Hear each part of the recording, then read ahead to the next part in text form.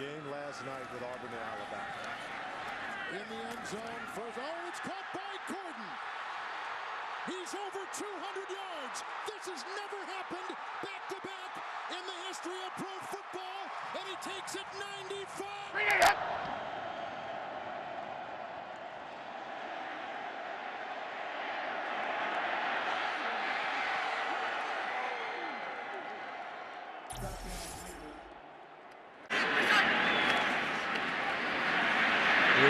Stepping up, throwing, caught, touchdown, Jimmy Graham. They move Graham into the inside slot position, then he cuts across the field, slam dunk, and a third touchdown. Ready, my son.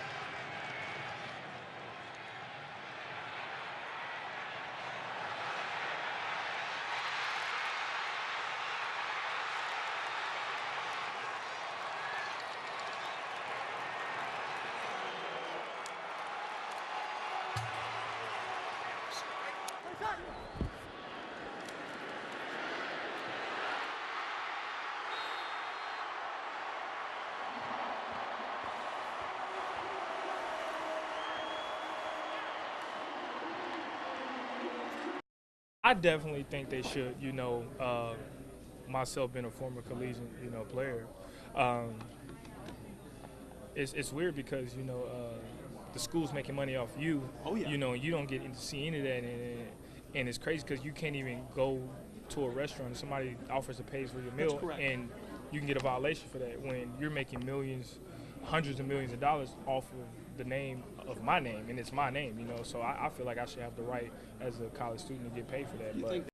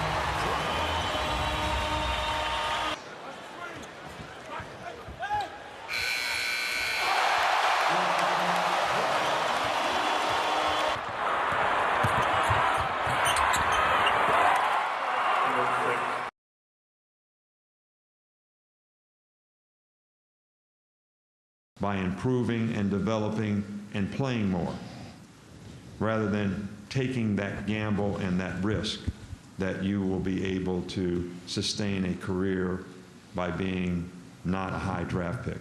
Because the financial commitment that a team makes in you by being a first or second round draft pick protects you. They're going to keep you and try to develop you. But if you're not, from a business standpoint, you're really looking at a lot of exposure, especially if you can't make the team, all right, because you have no protection. So we're going to continue to try to do the things that we've done. I know the NFL has expressed some, or we read about some rules that we're only going to be allowed to submit, and you need to check this out, but I just read it before I came over here, 5 players for junior grades because it's getting overwhelming for them. We had 11 last year. And that a guy is going to get a first-round grade, a second-round grade, or a stay-in-school grade. Tonight on HTT, the tip-off of the college hoops season is less than a month away. Our panelists pick their preseason favorites to cut down the nets. And we'll move to the NBA, where the Western Conference is stacked yet again, and our viewers at home have asked us who the real contenders are. The Bombers win again and claim the Empire 8 championship, but will they snap Portland's winning streak and finally hoist the jug? We got all this and more coming up on Hold That Thought.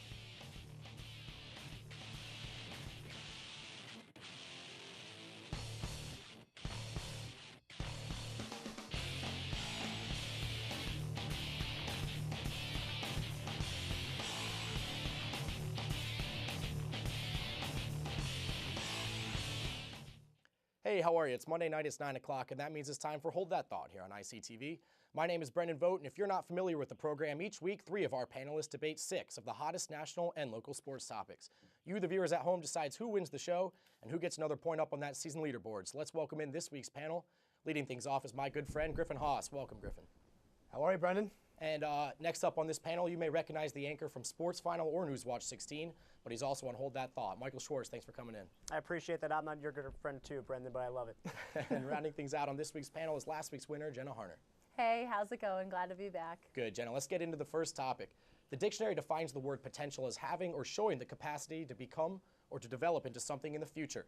And that word potential certainly defines the career of starting quarterback Jay Cutler. For years now, Cutler's skill set and potential to develop into an elite quarterback have made him a household name, but there's just one problem. He doesn't win very many games.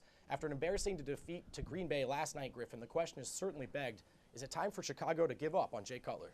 You know, Brendan, I think it's time to pull the plug. I mean, when you look at Jay Cutler this season, he's putting up decent stats like he always does, but he just doesn't seem to get it done when he needs to. When you look at those weapons he has on offense with Brandon Marshall, Alshon Jeffrey, Martellus Bennett, Matt Forte, he has all these weapons. He can't seem to do anything with them. I mean, Brandon Marshall has been all-pro wide receiver for years. He did great things in Denver and Miami and now Chicago. But even with these weapons, he just seems to struggle. Griff, I completely agree. You talk about those weapons, and I think, you know, where else can they turn? They have all those weapons, so they should be doing something. It should be more than mediocrity. And you have to look at Cutler's record against winning versus losing teams. Against losing teams, he's great. He's 19-2. He has a .905 record. But then you have to look against the over 500 teams. He has a .357 record, and that's one of the worst in the NFL by far. Absolutely. And guys, you nailed it on the head. I mean, there was an article on the Elite Daily just a few weeks ago saying that if a quarterback like Drew Brees or Peyton Manning had these options like Alshon Jeffrey or Bennett or even Brandon Marshall, that maybe they could do a little bit more with this team. Now, obviously, the offensive line isn't the greatest right now. Obviously, you would see some turnovers. But just before that Patriots game, Cutler had 6 fumbles in 8 games. The inconsistency, guys, is not working for this Bears team. Yeah, when you look at that contract they gave him in the offseason, too, 7 years, $126 million. That's absurd for any quarterback, let alone Jay Cutler, who hasn't really proved that he can play up to that level. And once again, he's proving he can't play up to that level. It seems he's got complacent after he got that contract, doesn't really have the desire or the passion to go out and win those games. You guys all seem willing to concede it's time to move on from Jay Cutler. So let's debate now, where should they turn? Do they get their next quarterback from free agency? Should they draft the quarterback? What do you guys think? I think it has to just draw up a new plan. Cutler's really got to go. The Bears can't really cut him until after 2016. And Griffin, I have to agree with you. He should not be the highest player in the NFL right now. But overall, this Bears team, they're not going to make it into the postseason with someone at the helm like Jay Cutler, as well as their defense not looking the strongest. But going into this season, you thought their defense was going to be the weakest. Think again, it's Jay Cutler. I think that when you look at their plan for next season, I think you got to go through the draft because when you look at most free agents, especially at the quarterback position, it's usually people who are free agents for a reason. If they don't have a contract, it's usually because they've suffered with injuries or maybe they haven't gotten their teams the wins that are necessary to be back with them. So I think you got to start new, go through the draft, and try to get a young player in there and give him these weapons as Brandon Marshall. He can step in nice. I think a young player would be exactly what they needed. They just need youth on this team. Yeah. Could they try to trade Jay Cutler? Does he have any trade value left? I don't think with that contract. I don't think. I mean, but prior to the contract, I think that maybe you could argue that maybe a change of scenery could be good for Jay Cutler. But when you look at that contract, that's a hard contract to move. You do not want to be giving him $126 million, $54 million guaranteed. That's absolutely absurd. And listen, the guy's 31 years old. Now, why would you sign him to a 7-year deal? I mean, unless you're someone like Brett Favre. How's he going to be playing when he's 38? Yeah, well. Yeah, you're not. I mean, I don't know what you're thinking if you're the Bears here because you're not winning so many games with this one. I just can't see it, and I think they have to reorganize this team, and I could see some trades within their offense going different ways. Yeah. All right, guys, it's time to move on to the next topic, and we'll stay in the NFL where there's been no bigger surprise than the Arizona Cardinals. They have the league's best record at 8-1, but that 8th win came with a price on Sunday. Just days after signing the new contract, Carson Palmer has suffered another torn ACL. Michael Schwartz, can the Cardinals sustain their success without their starting quarterback? Well, Carson Palmer, really, I was talking about this prior to the show.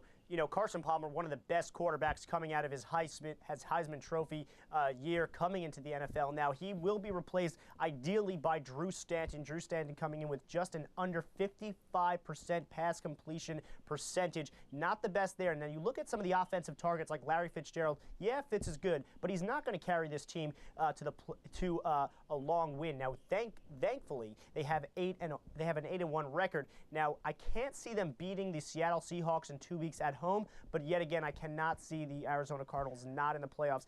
I do expect them to lose with Drew Stanton more than they would with Carson Palmer, but overall, they're lucky they have an 8-1 record. Mike, I think that you're forgetting, and I think a lot of people are forgetting this, that Drew Stanton's already played. He's already played against the Giants, San Fran, 3 games. He's played 3 Denver. games. You're right, he has, but he's played against Denver. He's played against Peyton Manning's Manning's lost team. against Denver. This is true. Okay, you're right. They lost one of those games, but they beat 2. And they beat the Giants, who were not very good, and the 49ers, who were not very good. Yeah, when as you look at the Giants fan beating the Giants. But I want you guys to keep in mind, too, that when you both said that Green Bay was doing good, I was on that said Arizona was going to do well. Jenna, hold that thought. Just a nice thing.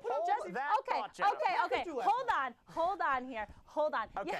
You have to look, and you know, Stanton, I think he's going to do big things. His first possession, he came in and threw a 48-yard touchdown. How is that not a big thing? Jenna, great. The best team that they beat was the Dallas Cowboys without Tony Romo. You look at their opponents so far that they've beaten this year. Yep. Other than the Dallas Cowboys, because we're excluding that one because they didn't have Tony Romo. Yep. Their opponents' winning record, or the opponents they beat, their record 25-37. They beat teams like the Rams, the Chargers, who have struggled of late. Just teams that are not very good, mediocre teams, or below 500 teams. The Washington Redskins, the New York Giants. Okay, well let's get back to the question. I think one of the biggest things is that this Arizona defense is doing. They are the 4th least. They allowed the 4th least points per game with 18.9. Right, and I'm not saying that anything disgrading the Arizona Cardinals. Now, Drew Stanton, that's the beauty of sports, where a new beginning could come from an end from Carson Palmer. However, Drew Stanton hasn't really proven himself in these few games. This is going to be his opportunity too. Yeah, I'm hoping. I hope the football can talk for him, but I'm saying good thing that they have 8 wins and 1 loss. Let me ask you a question. Do you feel confident with Drew Stanton in a playoff game against maybe the Seahawks defense, or going against Aaron Rodgers and the Packers, or going against all those top teams? I do not. I don't think they can make a deep run. They'll make the playoffs because they're 8-1. There's a gift that they're 8-1. I never said that they were going to make a deep run. I never said that they're going to win the Super Bowl. I don't think they're ready yet, especially now that Palmer's out. But I think they're going to have. I think they're going to have a lot of success. I think they're going to do big things. Well, a lot of success in the NFL is making to the playoffs and ideally winning. By the time you have by the time you played over 9 games already, the most success is going into the playoffs. Will they make the playoffs? Yes, they have to with an 8-1 record. Absolutely. But overall, they're not going far. Yep. All right, guys, we'll have to wait and see if that stout defense and that receiving core can carry the Arizona Cardinals to a Super Bowl. Doesn't seem likely. It's time now for our first break of the night. And my first reminder to you viewers at home that your votes do decide the winner of this show. So make sure you're getting on Twitter and tweeting your votes into @HTT_ICTV using that hashtag vote HTT. On the other end of the break, we'll answer the Twitter question of the week, and we'll pick our college hoops preseason favorites. So don't go anywhere. You're watching Hold That Thought.